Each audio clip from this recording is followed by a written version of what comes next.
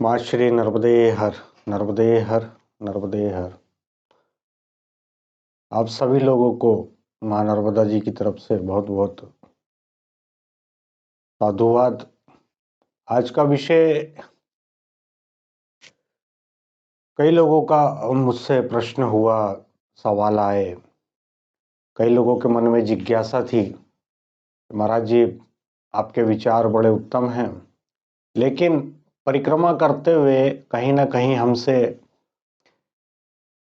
आपकी बातों से हम थोड़ा अलग हट करके चलने लगे।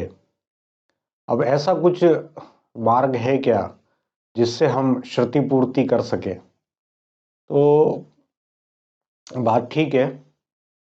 देखिए, मां नर्मदा जी की परिक्रमा एक आध्यात्मिक यात्रा है। आपका वेश भगवान का है, आपके हाथ में डंडा और कमंडल है। आपके ऊपर नैतिक जिम्मेदारी है एक साधु सन्यासी वानप्रस्थ जीवन को जीने की। त्रुटियां होती है अज्ञानता के कारण। अब इसकी श्रुति पूर्ति कैसे करी जाए, कैसे हम उसकी रिकवरी करें, तो इसके लिए मैं आपको एक छोटा सा एक बात बताता हूं। देखिए, सबसे पहले तो हमारी संस्कृति में 3 तरह के ऋण हमारे ऊपर होते हैं। एक होता है ऋषि ऋण, दूसरा होता है देव ऋण, तीसरा होता है पितृ ऋण।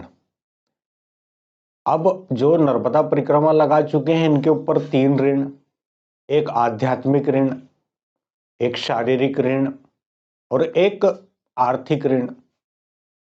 और इससे एक अलग जो कुछ भी कहीं से ज्ञान प्राप्त हुआ, ऐसा एक आचार्य गुरु ऋण।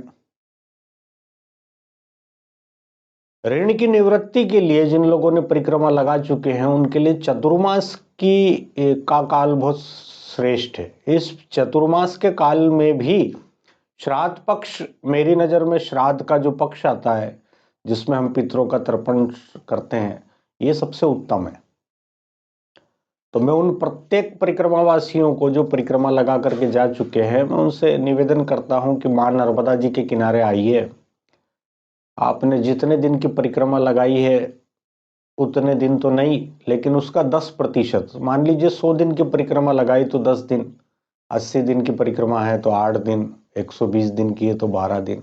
आप चतुर्मास की अवधि में नर्मदा किनारे अपने आप को संसार से काट करके, संसार से अलग रख करके, संसार का चिंतन छोड़ करके आप उतने दिन के लिए अपने आप को एक साधु, एक सन्यासी, एक वानप्रस्थ जीवन का निर्वाह करें। आपको आनंद आएगा, परम आनंद आएगा। आपको करना क्या है इन अवधि में?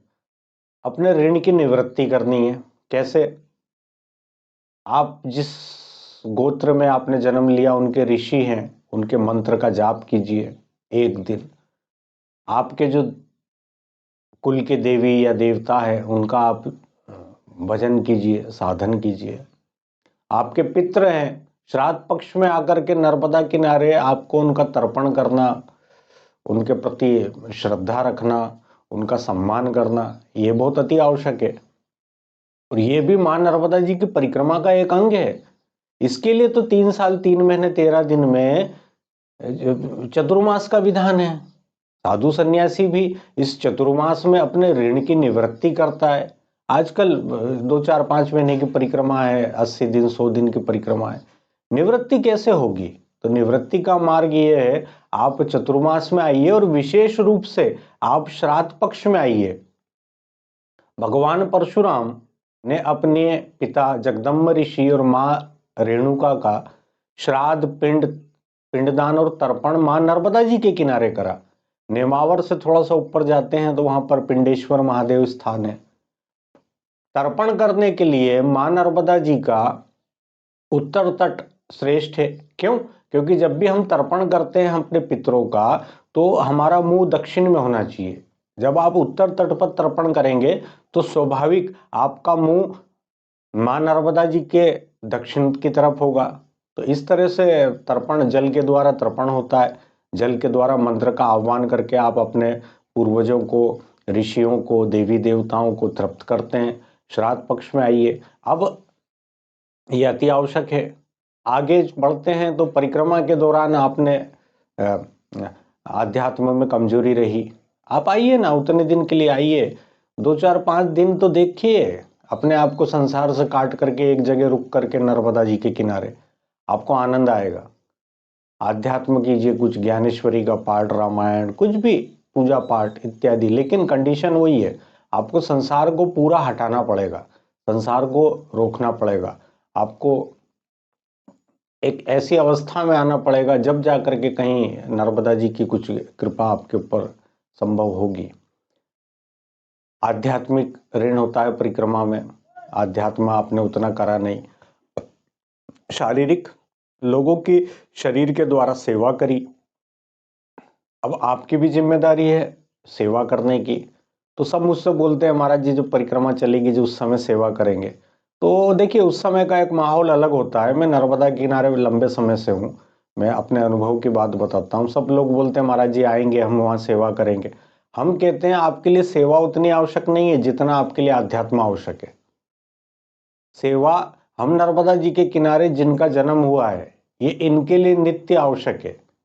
जिनका जन्म मां नर्मदा जी के किनारे हुआ है वे लोग सेवा करते हैं, वे साधु सन्यासी, वे गांव वाले, वो सब लोग सेवा करते हैं। हम लोगों की नैतिक जिम्मेदारी है क्योंकि हम मां नर्मदा जी के आंचल में रहते हैं हमेशा। तो मैं ये कहता हूं कि आपको शारीरिक सेवा करनी है, चतुर्मास में आइए, कोई ना कोई, जैसे अपने आश्रम पर भी 4 महात्मा चतुर्मास कर रहे हैं, इनका संग कीजिए, इनकी सेवा कीजिए, इनसे बातचीत कीजिए, तो आप नर्मदा जी की कृपा को प्राप्त करेंगे। तीसरा है आर्थिक ऋण। आर्थिक ऋण, भाई आप सदग्रस्त हैं, आपके पास इनकम ऑफ सोर्स है और आपका नैतिक दायित्व बनता है कि आप जो कुछ भी आपने यहाँ पर भोजन, चाय, कंबल, दवाइयाँ प्राप्त करी उसको आप वापस देना चाहिए आपको। और ये आर्थिक ऋण आपकी निवृत्ति अति आवश्यक है। पिछले साल किसी ने दिया तो इस साल अपने आश्रम पर 35-40 हजार लोगों का भोजन हुआ, आप लोग देंगे तो अगले किसी का होगा। मैं नहीं कहता मुझे ही दें, कहीं भी नर्मदा किनारे या जहां पर आपको अच्छा लगे। कैसे जोड़ें भाई? प्रतिदिन 2 समय का भोजन, चाय, दवाई, गोली, कंबल इत्यादि, अमुक अमुक सब। मैं अपनी छोटी सी कैलकुलेशन बताता हूं, मात्र 100 रुपए। जितने दिन की आपने परिक्रमा लगाई, 100 दिन की परिक्रमा, उसमें आप 100 का गुणा कर दे 10,000 रुपए आपको नर्मदा किनारे, आप सक्षम है, आपको देना चाहिए, ये आपकी नैतिक जिम्मेदारी है। इस तरह आर्थिक ऋण। तो मैं ये कहता हूँ चतुर्मास में का समय और श्राद्ध पक्ष, सबसे पहले तो आपको अपने ऋषि, पितृ और देवताओं का ऋण की निवृत्ति के लिए श्राद्ध पक्ष में मां नर्मदा जी के किनारे जरूर आकर के उनका भजन करना चाहिए, साधन करना चाहिए, तर्पण करना चाहिए। और नर्मदा किनारे, मां नर्मदा जी के किनारे निवास करने का सर्वोत्तम समय चतुर्मास ही बोला गया है।